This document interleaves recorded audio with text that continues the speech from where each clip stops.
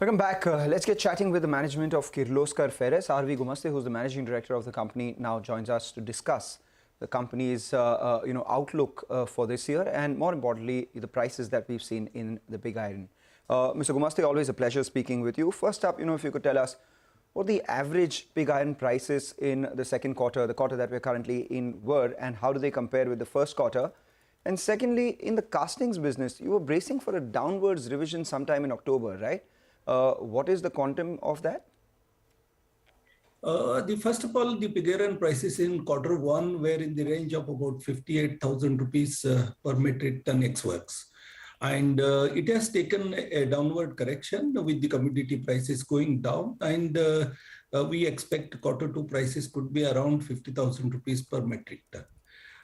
With respect to casting prices, with this quarter, the commodity prices having come down, we will have to downward correction, and it could be up the order of 4-5 rupees per kg of casting. Okay, all right. Hi, Mr. Gumaste. Always good speaking to you, sir. 4-5 rupees lower, sir, would be what? You're at around 125 rupees per kg. So that you're expecting it to come closer to around 120. My problem is, there could be a possibility there'll be a downside risk. Do you think it will be larger than 5-6 rupees? No, I think it is a part of the negotiation. I believe 4-5 rupees is the appropriate, and it could be slightly less, not more. Okay. You sure about that? And what is the kind of because clients would always want to pay lesser, right? Yeah, I know. It happens, but I think one has to see because the commodities have started going up. The coal prices have moved up about $75 to $80 per ton in the last 1 week. So it's not that everything is just going down. No, okay. There are corrections as well upward. Okay, all right. Let's focus on volumes then for both the segments. Last year in the pig iron business, I think you did close to around 5 lakh tons odd. And in the casting business, you did around 114,000. For this year, what should the numbers look like, keeping in mind that you have an additional capacity coming on in Sholapur in the second half of this year? So that will contribute to a wee bit. Give us both those two numbers. With respect to pig iron volumes, you know that blast furnace 2 was taken up for upgradation. Yes. We have completed in the last 4 months, and it is up running from the first week of July. So that is already in. But we are likely to take one more shutdown on blast furnace 1 to introduce pulverized coal injection into blast furnace 1 and 2. And if that happens, overall, I can expect, though the productivity in the furnaces is going up, but because of the shutdowns factoring in, we expect that overall volumes could be around 5 lakh ton this year as well, in line with the last year. Okay. With respect to casting, capacity utilization in foundry 1, 2, 3, all are going up. And demand for casting across the sectors is good for Kirloskar Ferrous Industries, and we are increasing our production and sales. We have already in. It could be in the range of 1,40,000, and we are already in the run rate of about 12,000 metric ton of casting sales per month. Right. Take that point. Mr. Gumaste, here's a two-part question with regards to your operational performance going forward. One, prices are going to be revised downwards. So to that extent, what happens to the margins? Are we expecting some sort of recovery in the second half at some point or not? Because first quarter, your margins were close to what? 12.4% on a consolidated basis, 14.6% on a standalone basis. That's point number one. The second one, you had captive iron ore mines, right? You were supposed to make them functional. Have they become functional? You were going to save about 100 crores there too. Let me address the first question first. With respect to casting price revision, it is the revision because of the raw material prices coming down. I don't think it will affect or bring down our realization. I think we'll be able to protect our realization. With respect to pig iron pricing, as the coal prices have come down, but we had stocks of the coal at high price in quarter one. We are affected partly in quarter two as well. Going forward into quarter three, quarter four, we will start getting the coal at lower prices, and pig iron prices holding around 50,000. We should improve on our sales realization on pig iron. We should improve the margin in pig iron. And coming to the iron ore mines, see, we have gone through with the forest clearance from the center, the state government. There are certain clearances, and unfortunately, we have not been able to start the operation till date. But we are quite optimistic. A couple of months, we should be able to start operating both the mines, and we should still recover the entire annual volume to be done in the second half, and we should be able to mine about 350,000 tons, including what we have mined and kept about 1 lakh ton. So that should give us a substantial benefit. I'm still hopeful, these mines starting, because of the number of clearances we get stuck. I'm quite optimistic, hopeful it will start in second half. Okay, all right, Mr. Gumaste, you have not been only hopeful this quarter. You have been hopeful last many quarters, but we go with your optimism, and you're looking at around 3.5 lakh tons coming in from these captive mines. So we'll wait by on that. Let's shift focus to ISMT.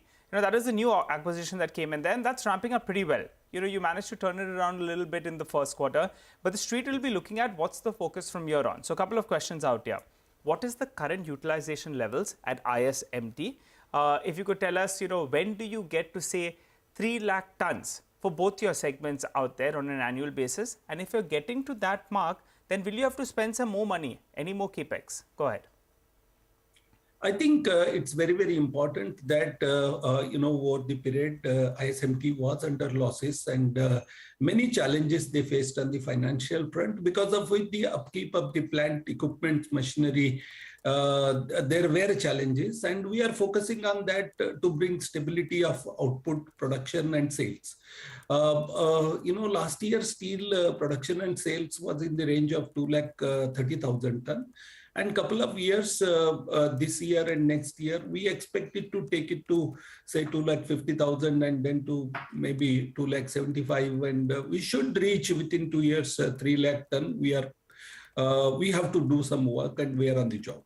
With respect to tube, the major capacity is available in Baramati, which is, we have a possibility to increase the output. The first level at which we are looking for is how to take it to around 150,000 tons of tube production from Baramati and another 50,000 from Nagar.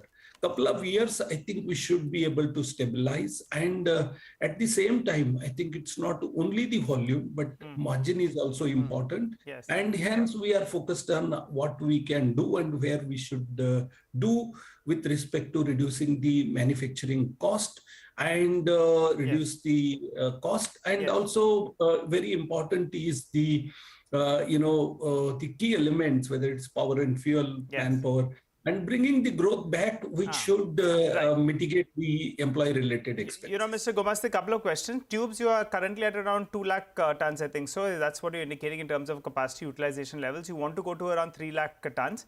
So, by when? That's in which year? In the next 2 years, you expect to 3 lakh tons. And if you go to these levels, do you have to incur some more capex? So that's point number one. And the second factor is you mentioned about the power.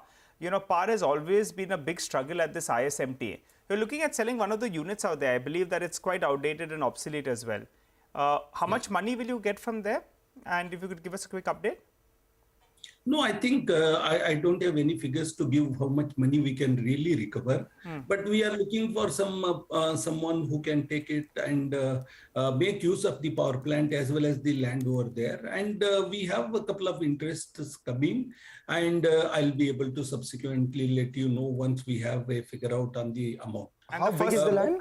We are looking for hiving it off because we can't make use of that. Okay, and if you could tell us in the first part, how much capex you need to incur to take your capacity to this 3 lakh tons? Do you need to incur, or with the current capex itself, you can go to 3 lakh tons on both tubes as well as steel?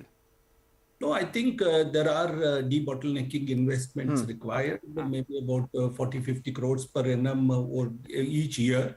And major investment will come in the area of bringing the solar power to the unit. And that would be the major capex. All right. And which we will have to take a call and then start the project. Quickly before we let you go, the power plant, how big is that land? And secondly, you said you're doing 40-50 crore capex, which you need to do for debottlenecking. What's the debt on your books? Will you have to take some more debt? Where does it peak out?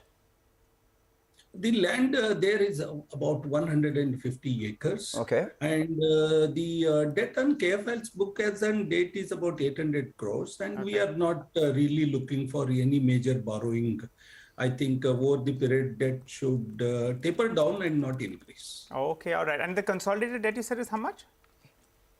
800 crores in KFL. Okay, even including the ISMT acquisition, all inclusive, right? 800 crores. ISMT doesn't have any loans on the books, and it is only loan of around 200 crores of KFIL. KFIL itself. Okay, all right. Good speaking to you, Mr. Gumaste. Thanks so much for stopping by and giving us all those details. Consolidated debt, we got that at around 800 crores. Thank you very much. Good day, and it was a pleasure talking. Slip into a short break, come back, and we'll continue our focus on the markets.